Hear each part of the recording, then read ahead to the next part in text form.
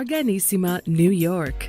Your exotic skin, hair, and beauty source, and your one-stop shop for all your natural and organic skin and hair care, featuring authentic organic Moroccan oil and prickly pear seed oil and much more.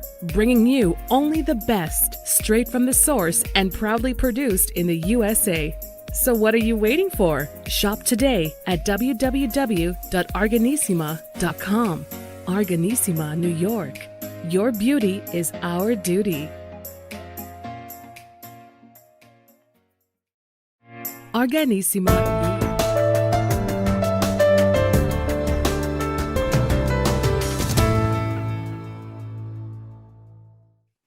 All right, all right. Welcome back to the iHealth Radio show, an exclusive today with a unique, special, inspirational guest that, it is a true honor to have with us today, Jessica Cox, who is a personality, a keynote speaker, and a motivational speaker, an inspirational speaker. She has I don't think I've had actually a Guinness record person on the show, and we do have one today. And again, we're going to confirm all that discussion today. So Jessica, welcome to the show. How are you? Doing good. Thank you for having me. All right, all right. Well, it is my pleasure. It is a true pleasure and an honor to have you. I mean, I've had so many shows before and so many guests, and we've talked about motivation, inspiration, and every unique story we had was very unique in its own and so special. But you took your case to the next level. So today we're going to bring people to a unique opportunity to understand, that if you have resilience, if you have determination, despite all the barriers, you can do and you can make your dreams come true. So that being said, the best way to do this is have you tell us a little bit about your story, that from the beginning, and then we can go from there about questions that people might have that probably would want to ask, and I'll just ask them on their behalf anyway. So Jessica, welcome, and tell us about your story. It is intriguing. I have been a pilot now for 15 years. I'm sorry, I started in 2008. And I started training in 2005, but I do all of that as someone without arms, and I've done everything in my life.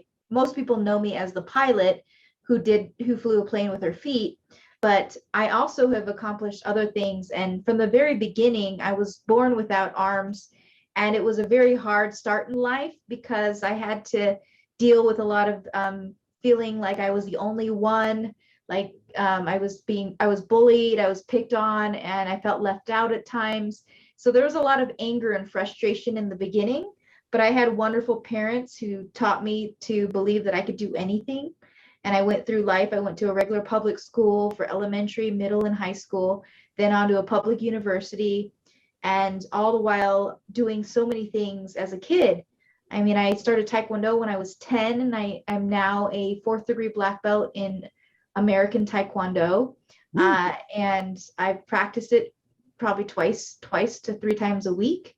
And for me, that's a wonderful outlet for exercise. And I also got the state champion title in 2014 for my division. I've done a couple other things like surfing, scuba diving. I drive a vehicle with my feet, and I just do everything in life that most people think about, but instead of using hands, I use my toes and my feet. Wow.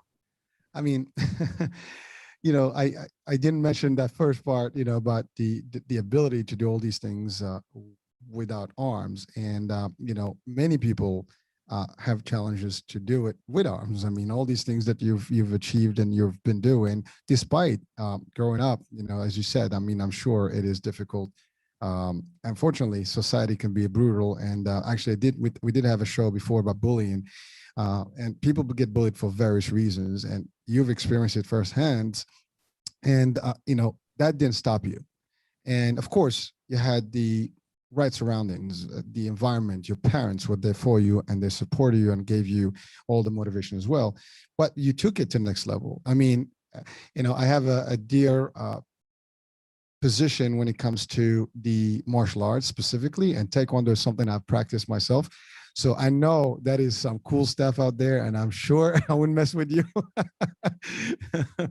But it's a great thing, and again, even achieving a fourth degree and also getting a championship, and then I mean the ultimate one is really flying. I mean that is where it is the end of the line here when it comes to like people having issues or complaining about life and whether they can do things or not. I think if people have to listen to this, they have to realize that you can do this if you want it. Anything is possible in life. What do you say to that?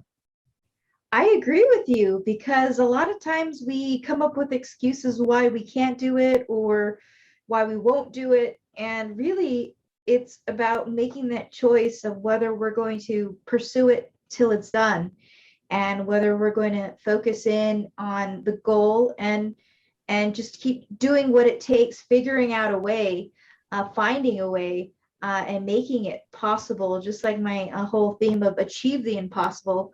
When I speak on stage, I talk about how all of us have these impossibilities in our head. We all have a concept of what we think is possible, and we want to achieve our impossible so that so that we feel that confidence and that empowerment from achievement, because with that it helps us build on more challenges. It helps us to get through the daily grind and through the challenges of having a bad day. And so that's why I always challenge people to achieve their own impossible. And that is a very key word, impossible. And there's so many I guess quotations and memes on it, and the word itself says I'm possible. I don't know if you read that before or you probably used it, but it is unique as you can see it and you can hear it, and but not only that, you can really project it. I mean, you have demonstrated that, and for many people they may think that is totally impossible, yet it is possible. And if I am in the audience right now listening to you, I have to get up and say, you know what, I was thinking about doing this, I was thinking about doing the other thing. It is time for me to actually get up and get it done. No excuses. You're right. People put a lot of excuses for everything. And it is typical for all of us that, we just sit and say, you know what? Oh, I can't do this. I can't do this. And we always find 10,000 reasons why we can't, as opposed to 10,000 reasons why we can. So before we get into, that inspiration, motivation piece, let's go back to your childhood, your growth, and really just, interacting in society. And how was it like growing up? What are some of the challenges besides the bullying part? I mean, you had to, do different things, right, and learn different skills to be able to do what things that you're doing today. Yes, I always had a difficult time with just small things that maybe some people may not think are difficult. When you think about it, you just, kind of take it with a grain, just take it like for granted. For example, getting dressed on my own was always a difficult thing. I mean, I didn't start learning how to be fully independent till I was about 11. And so it was harder for me. It takes more energy. For example, I get dressed in the morning, it takes more energy and effort for me to do that. But I figured out a way how to do that independently. And but those things are what probably most people don't think twice about, is how do you get your clothes on? And for me, it was a process of learning how to make it work when you don't have arms. But then once I did it, it was a surge of independence and empowerment of I did it. I did something that took me a long time to finally figure out. Wow. Well, again, if there's a will, there's a way, right? And you had the will, and you find a way, and that's really what it is about, right? And you're right. So people take stuff for granted. I mean, that's something we wake up. Oh, you don't think about it, but you're right. In your case, you had to figure out a way to do this and be able to adapt and not always rely on other folks to assist, right? And Yes. and that's a big deal. And I think this could tie us into the discussion of disability, right? And some of the biases I think out there, or stigmas or things that people may have in their mind. you've actually crossed that barrier. You destroyed that that whole stigma business here, I think. But how did did you encounter issues in terms of like disability access and things like that growing up and even today?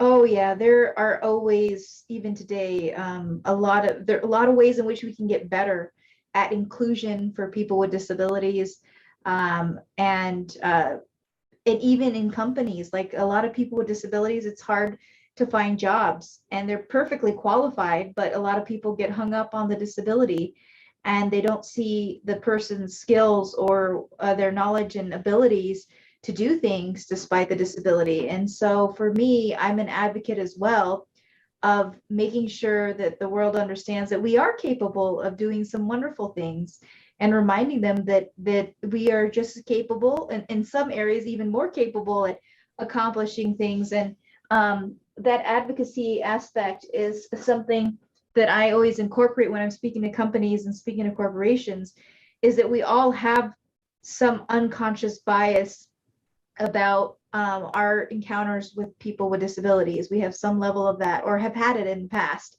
Mhm. And the best way to overcome it is to acknowledge, communicate, consider, having empathy and not pity, making sure that we use people first language and we trust. And so I use that example to share with other people, like I just did yesterday when I spoke to a group. Mm. Wow. Well, again, it's amazing because people think of disability as such, but at the end of the day, everybody, in their own way, can experience disability. And unfortunately, people don't realize that, any one of us at any given day can experience some sort of disability. No one has a guarantee. And in your case, I mean, it was not choice, that was birth, right? But, you know, you're right. You do see today that there's still not an inclusion across all different levels, and it depends on the mentality of people and how they see things. And some people, they just have not evolved to the point to understand that a disability cannot necessarily be a limitation. It might have some, but again, you're a pure example of where that can be completely overcome and no more existent, right? I mean, the highest, most of people, fly and trust the pilot, and you are a pilot, period. And now you're certified, you can pilot a plane, and you can certainly take anyone on that plane just as safe as anybody else, take it off and land it, right? So that is in itself a special, gift, I would say. So that disability and the gift now in the balance. So that's one element. Now, the your surrounding, your friends, how do what is the general reaction when people realize all your achievements? Did you find people are like, wow, surprised, or really supportive? What was the experience like? People are really shocked when they hear about my achievements, and it really opens up their world of possibility. Um, like, for example, I know of someone who inspired me when I was a young person, and she had a disability. And when I heard about everything she did, it made me realize, wow, if she can do that, then I can do anything I want to do. And I want to be that constant reminder for other people. And I hope that I open their eyes to possibility when they hear my story, or they hear about something I've done, and they're able to create their own possibilities. That's strong. That's powerful. So let's talk about your Guinness World Record. Now that is in the books, right? It's guaranteed. It's out there. Uh, so first of all, again, it's an honor to have you on the show and also to talk to you. I mean, I don't think I've ever met someone who had held a Guinness World Record, I do believe it is for a very, very, very priced, level here. So it's nothing, to even you have to give it the worth of it. I mean, this is big. It's a big element. Now, you scuba dive, you ride, I guess, the tri bicycle, you skydive. I mean, you basically do all the activities that most people were not even there. I mean, I haven't done half of the stuff you've done, and I can tell you, I mean, maybe I'm not terrified of skydiving, but it is scary. Now you fly and you skydive. So I guess the sky is the limit. There's no limit, right? You enjoy it. Yes, exactly. But really, I mean, you are challenging the world, and you sending a message, a strong message that you know you can do, no matter what's out there that is potentially to be done. You can do it, and you've done it. You've done it with success. I mean, you again, just you we take the example of taekwondo. You did taekwondo, right? And you're still doing it now. A lot of people do martial arts, but they never finish. And you still doing it, and you actually are still in a pretty decent level of expertise. And you compete. All these things are things that are like really achievements that all of us listening into the show should be really excited about. And take the example, take this motivation and inspiration here, and the example of resilience and determination. I think that's where it is. Willpower, all these key words that I mentioned right now, I mean, are something that we should all take to heart and should listen to and really like get excited about. And also, I think one of the messages that I would like to convey throughout this show is, you know, we have to look at everybody as equal, disability or not, and everybody can do pretty much everything that they can do, especially today with technology, with all the different stuff that we have access to. And again, you've done some stuff with less technology, and I'm going to ask you about that. I mean, I'm certain that for example, for the vehicle, I'm not sure if it's fitted differently or it's just a regular vehicle. Maybe you can tell us about some of that stuff in terms of the airplanes or even the vehicles, the cars. Is there anything unique about that? Is there any technology that's different about it that helps? Or it's really a regular car that you just use your feet instead of your arms and you do it? Well, technology is wonderful and it's empowering so many people with different abilities. For me, I know that I was insistent when I went to get my driver's license that I have the ability to drive a regular vehicle because I wanted to rent cars. I wanted to be able to drive my parents' other vehicles or my brother's car. And so when I went to get my license as a teenager, I said, I don't want to have to get special equipment for my car. And I'd rather have it so that I can drive either way. And that's why I took my test with a regular automatic vehicle. And that way I could just steer with one foot and accelerate and brake with the other foot and drive the car like that. And that's how I got my driver's license. The plane is also a standard air coupe airplane, and there's nothing specially built about it. The design of the airplane is unique, but it was never customized for me. In fact, it was built in 1946. So it's an old airplane, and it's not built in any special way so that I can fly it with my feet. It's just standard. And for me, again, it's really, I feel like I like to adapt to the world rather than having the world kind of adjust itself to adapt to me. It's important for me personally to be independent and to do things to figure it out. Well, I mean, right now you just added another value here because you just mentioned that you wanted actually to use standard stuff, nothing special.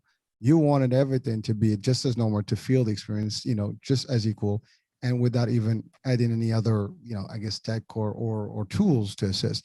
And that's in itself another challenge, another achievement that you have made. I mean, respect. That's all I have to say about that. So, I know parents have an influence on individuals, right? You certainly had the support of them when you were a kid, and I'm sure until today that's still the case. Now, is there anyone that contributed more towards it, or it is an equal balance between the both? I think my parents contributed in different ways. My mom was just always there and saying, you can do anything. With God, you can do anything. And my dad was the support whenever I needed to talk to someone. He always said he never once shed a tear about my birth condition. So he never saw me as a victim. And so I couldn't see myself as a victim of a disability or a handicap. And I just thought that I happened to be different and not disempowered, but rather different and doing things in a different way. And that helped me realize not to have a victim mentality, but to just move forward, work with what I have, and be creative.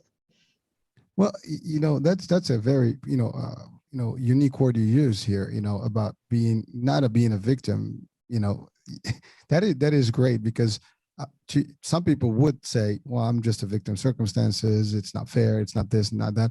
And they can hold on to that, right? And therefore they inhibit their own abilities as opposed to, well, like you said, different, but not, it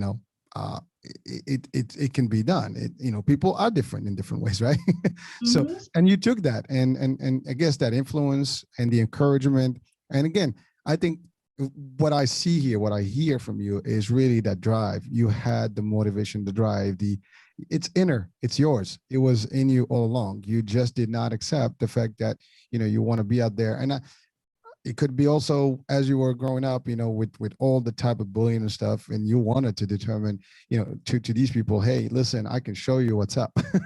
Mhm. And I did. it's funny. I want to ask this question: have you ever met, later on in life today, anyone that you had, had clashes with back in the days, or people that have hurt you somehow, and now they see you, and have you? I mean, they might know about you, they might see you.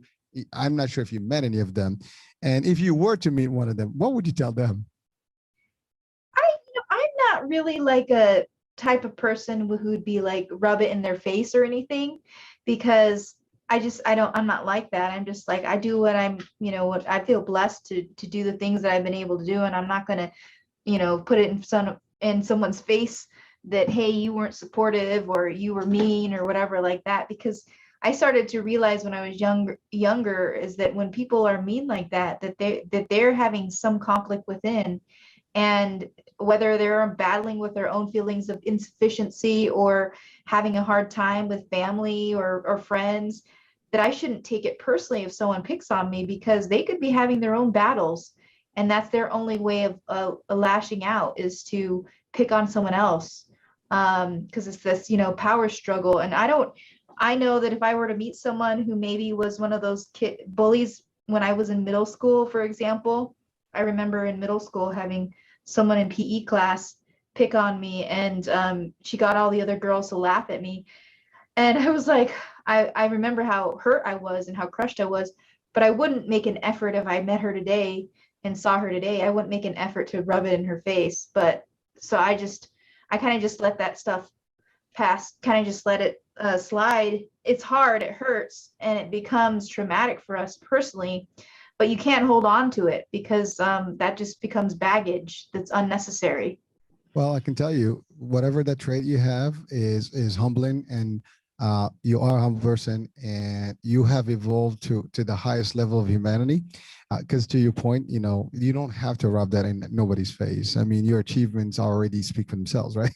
Um, and it's unfortunate that someone today, and and by the way, your story can be related in a lot of different ways, and anyone that's been bullied for whatever reason, and people look at them, or look down on them, or whatever the case may be, you know when they evolve to this level where, I'm beyond this, there's no grudge.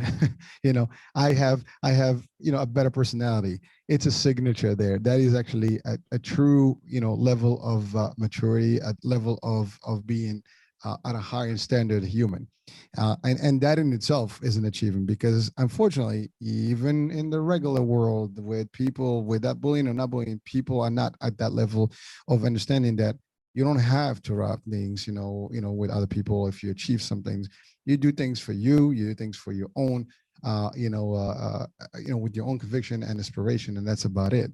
But that, I mean, the reason I asked that is just I wanted to see, your perspective on it, and you really, really, I just elevated again to that next level.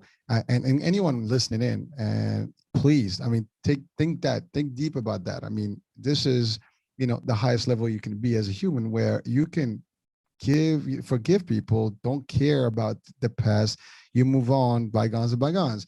And what's funny, because now the other people may literally adjust, because you might be a good reason for them to realize that they sucked when they were younger, maybe they didn't get it right now. it's maybe a shift in their life, and now they're going to have a better personality. They can become better people, and maybe even themselves inspire other people. So you don't know. So you are a messenger of good right now, and that's what matters. So again, like I said, anyone listening in, this is just a unique opportunity to get this rich experience from Jessica, because the stuff that she's been able to do, and how she overcome all these things, and how she's even handling it. Positivity is a key. Your mindset is a key, and I think you have a full formula of everything. Mindset, will, power, you name it, you have it. And that is not something that everybody can say that they have. And and regardless of disability or not, you are a complete person, and that is exactly what maybe we'd like to send to people. We can all be Jessica in her mindset, in her will, in her way, in her personality. And maybe we can't fly planes, but we can learn. I mean, that's something else. I mean, what do you say to people? Can they do exactly what you do? Right? I say, never say never, and really to eliminate self-limiting beliefs. It starts by believing that you can do it. Other people might not want to fly, but maybe something seems equally difficult in their own mind. Who's to say what someone wants to do? I wanted to become a pilot because it was something I was afraid of. And I thought I should pursue it to show people to be courageous and to get over their fears. So everyone, to each his own, everyone has their own impossible, everyone has their own goals. And if they want to fly, that's great. I encourage young people to fly so that we have a next generation of pilots. But if they want to go scuba dive, that's their thing. Or if they want to jump out of planes, that's their thing. So everyone has their own personal take on things. Well, I it's funny you answered the question. I was going to ask, why flying specifically, and you did answer it. You were afraid of flying, and you know what? You conquered it. Not only you did it, and now you have a record. As a unique person doing it. So hey, that is great. Now, people may not know this, and I'm not. Maybe tell us more. Now, you were in a documentary, right? Is that the Right Footed documentary or something like that? Yes. Uh-huh. So can you tell us Correct. about that experience, and what was it all about? Sure. It took 5 years from start to finish for Nick Spark. I give him a lot of credit for such an amazing job that he did. We met, just I think it was like the previous year before he started this project. And it was like he had to fundraise, he had to put this whole thing together, and it was a massive project. I mean, we see documentaries and we see shows and we enjoy them from the comforts of our home when we turn on Netflix or whatever, but we don't realize the work that goes into making a documentary or a movie or something. And I was able to see how much work was involved because it took 5 years. We had to raise the funds to cover the cost of making a documentary. And Nick Spark with his team followed me and my husband around, and we were newlyweds, and followed us around the world to Ethiopia to help with inclusion for children with disabilities in schools, and followed us to the Philippines after the super typhoon, which was like the largest typhoon in history, and then followed us to the Senate where we were lobbying for international disability treaty, and then followed us in our home, around our home, of course, during our wedding. And it was a process, and editing is just such a complex, that's so much time involved to edit a whole documentary together, and then finding, of course, the networks to distribute this documentary. So it was such a process and learning experience for me to be a part of this documentary making, and to be the subject of a documentary. And I will say, the first time I saw myself on the big screen, it was so surreal, and it was a little disconcerting, I would say, when you first see yourself on a big screen and you look larger than life, and it's like, whoa. Um, so I remember the first time I saw it when we had the first rough cut. It was an experience, I will say, being a part of it. And anyone can watch it for free now. It's free on Amazon Prime. If you have Amazon Prime, just look up Right Footed and you'll see it. It's about 80 minutes. And I would highly recommend it to anyone who, but have a Kleenex box handy, because it is a pretty emotional documentary. Well, listen, I mean, sometimes it's good, let it out. We all need a good day, where we just like, be with our emotions and, and it doesn't matter, people say, well, some guys don't do this, some gals don't do this, but, we're all human and we should be able to reflect our emotions, right? And, there's nothing that is a good documentary, something that's real, that gets to you and to your heart. And that shows that you still have a good personality and a person in you. Um, so now that's an experience, but the experience that is the most interesting right now that we that people might have a question about, you mentioned husband and family. So you are an advocate, you are a lobbyist, you are a motivational speaker, you are a pilot, you are a champion, and you also are a family person, you have a family. So how does that how is your live work, advocacy, all that come to play as in balance here? How do you do it? Well, balance is exactly right. How do you balance it all? It's a difficult profession as a speaker when you're living out of a suitcase. Sometimes you're moving from place to place. Like, I was gone when I just got back on Tuesday, and for the previous 3 weeks I was on the road. I went from Phoenix to Denver to Phoenix again, then to Portland, and then to Hawaii, back to Portland, back to Phoenix, and of course where I live in Tucson. So I was like all over the place, and it was intense. It takes a lot of energy when you're kind of bouncing around like that.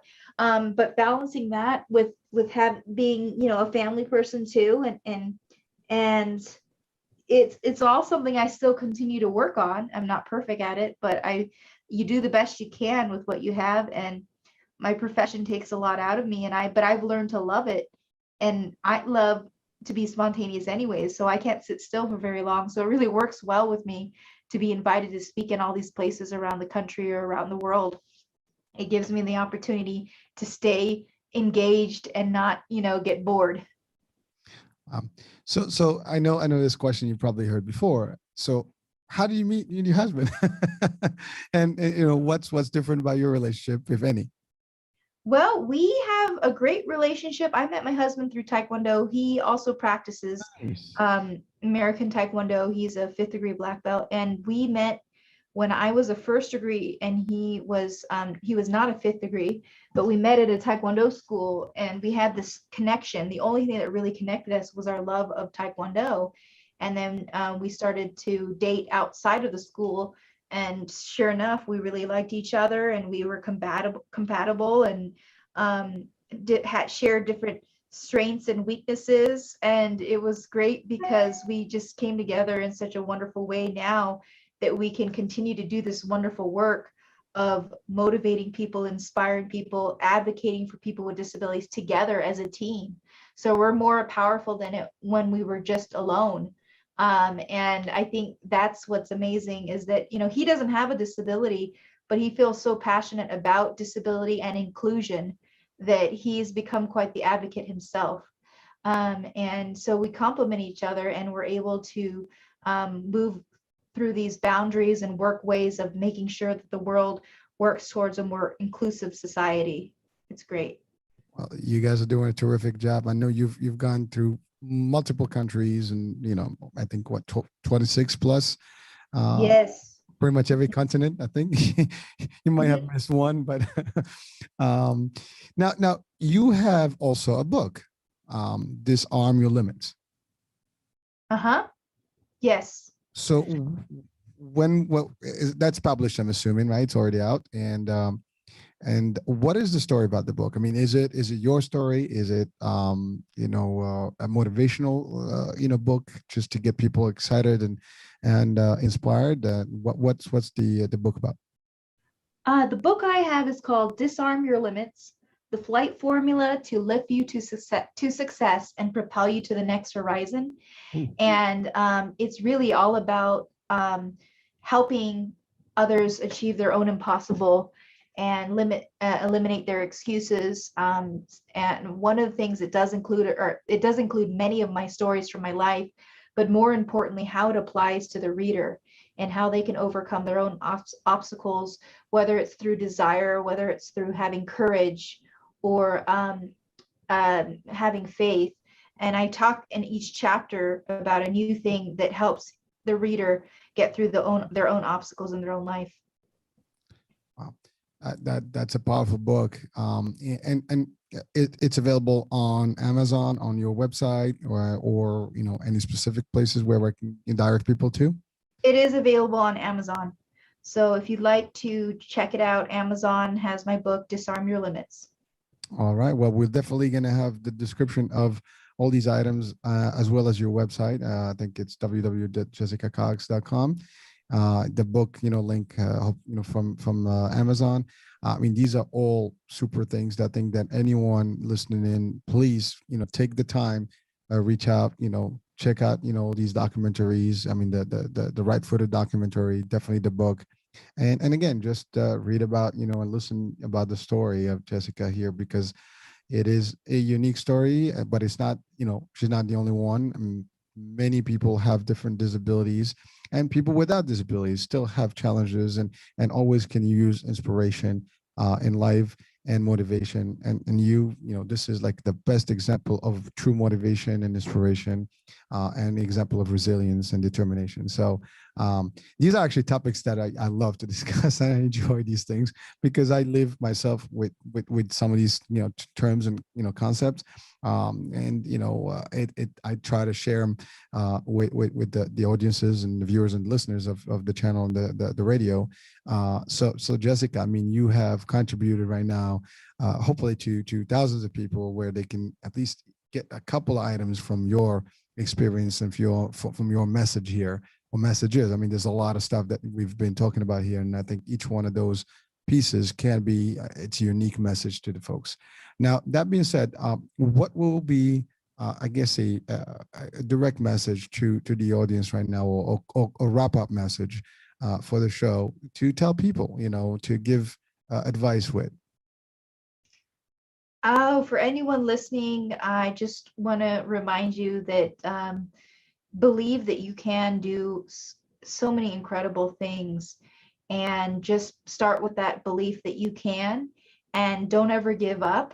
Be persistent, work through the challenges. Not everything's going to be easy, and the longer it takes, the harder a challenge is, the more of a reward in the end, and the more of a celebration in the end. So don't ever give up when you're struggling through something you want to really accomplish. I just want to remind you, you can do it, and don't give up, and be fearless, and make sure that you find a way, because where there's a will, there's a way, as we were saying in the interview earlier, and don't ever give up. Well, again, I think we can end the show maybe with a song here. I'm just kidding. Don't give up, right? But definitely, I mean, these are powerful words, and I shouldn't add anything to them. I mean, they're words of wisdom. So anyone listening, please take heed to this and listen, and take those words as a true guidance in life. And that's about it. I mean, there's so much that can be achieved. So Jessica, it's been a true pleasure and honor to have you on actually the radio and the show. I mean, I will potentially have this show edited somehow, to have you on the visual as well, with maybe some pics, but certainly I think there's opportunity here to share with more people. But thank you for the time. I mean, I know your time is valuable, and you travel all over the place, and you're always busy. Just making it, for us today here, that's a privilege. Thank you so much. Folks, thank you for listening on iHealth Radio. Hurricane H here with Jessica Cox, and we'll talk soon at the next show. Ciao, ciao. Bye-bye.